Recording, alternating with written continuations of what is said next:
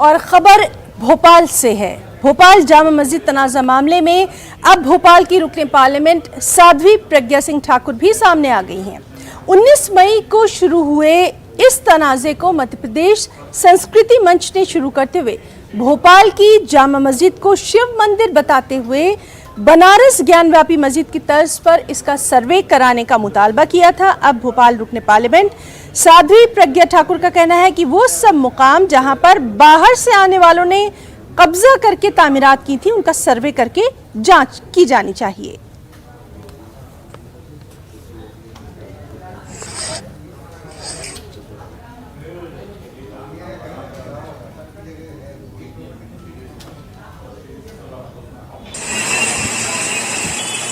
देखिए, ऐसा है, ऐसे विषयों पर जहां आक्रांताओं ने कुठाराघात करके हमारी आस्था को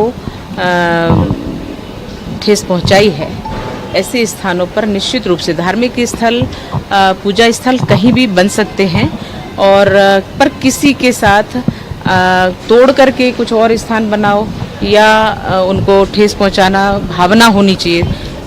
ऐसे मुद्दों पर बहुत ही संवेदनशील तरीके से विचार करना चाहिए और अगर कुछ सत्यता है तो उसकी जांच में कोई मुझे लगता है दिक्कत नहीं होनी चाहिए, जांच होनी ही चाहिए।